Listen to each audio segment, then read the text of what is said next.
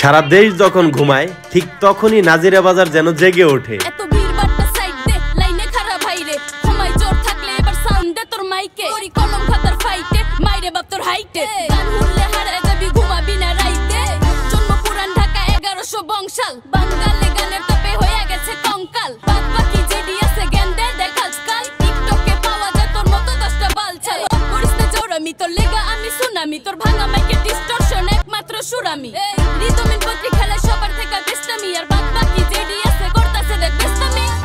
High, আমার নাম আবির আর এর নাম হচ্ছে কারিম, পাশে আছে জিহাদ এবং সিফার।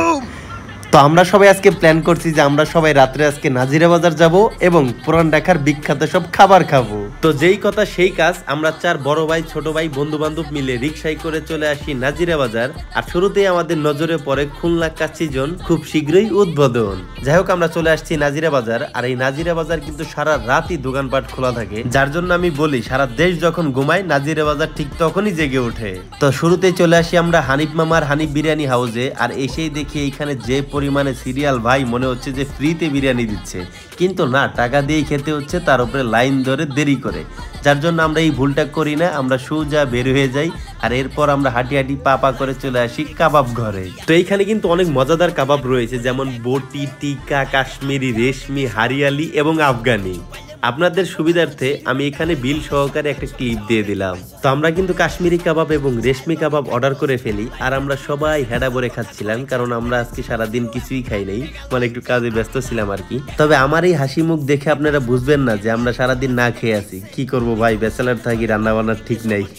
তো অনেকক্ষণ পর খাবারের পরেও কেন জানি আজকে আমাদের খাবারের টেস্টটা আগের মতো লাগছিল না, কারণ এইখানে আমরা অনেক সময়ই খেয়েছি, কিন্তু আজকে কেন জানি খাবারটা ভালো লাগে নাই। তো এরপর আমরা চলে যাই হাজির বিরিয়ানির দোকানে। আর এইখানে যদি আপনি এই বিরিয়ানিগুলো পার্সেল নিয়ে যান, মানে পাতাই করে নিতে পারবেন, যার দাম পড়বে 260 টাকা এবং বক্সে নিলে 280 টাকা। যাই হোক, কপাল মনে হয় আজকে আমাদের শুরু থেকেই খারাপ ছিল, কারণ হানিফ বিরিয়ানির দোকান এবং হাজির বিরিয়ানির দোকান দুই দোকানেই ভিড় ছিল। আর আমরা আবার ভিড়ে বসে থাকার পাত্র না, এই জন্য আমরা না খেয়েই বের হয়ে গেলাম। তো নাজিরা বাজারে কিন্তু আসলে অনেক কিছু আছে, যেমন আনারকলি, খাবার দাবারের পরে পান, রঙিন পান, আর এইটা কি আমি নিজেও জানি না।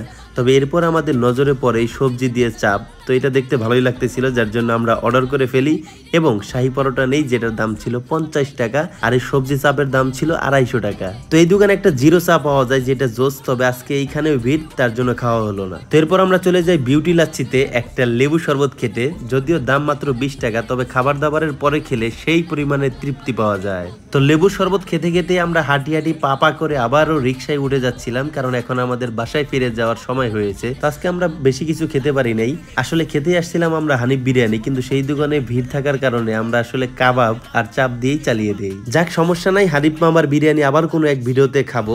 তো আজকে আমরা পুলিশ হেডকোয়ার্টারের সামনে দিয়ে চলে যাচ্ছিলাম আমাদের বাসার দিকে, কারণ রাত অনেক হয়েছে। তো আমরা ঢাকাতে 4-5 জন আসলে ব্যাচেলার থাকি, মাঝে মধ্যে এরকম আমাদের প্ল্যান হয়ে যায়, হুটহাট আমরা রাত্রে বের হয়ে খাবার দাবার খাই। তো এই ধরনের ব্লগ যদি আপনাদের ভালো লাগে, অবশ্যই আপনারা বেশি বেশি কমেন্ট করবেন, এবং আপনাদের কমেন্টের আমি সাড়া পেলে আমিও একটু রেগুলার ব্লগ দেওয়ার চেষ্টা করব। তো আজকের মতো এই পর্যন্তই। ভিডিওটা ভালো লাগলে অবশ্যই বেশি বেশি লাইক, কমেন্ট, শেয়ার করবেন আর পেজটাকে ফলো করবেন। তো দেখা হচ্ছে নতুন কোনো ভিডিওতে, ততক্ষণ পর্যন্ত সবাই সুস্থ থাকেন, ভালো থাকেন আর অভিষেকের ব্লগগুলো এনজয় করতে থাকেন। আল্লাহ হাফেজ।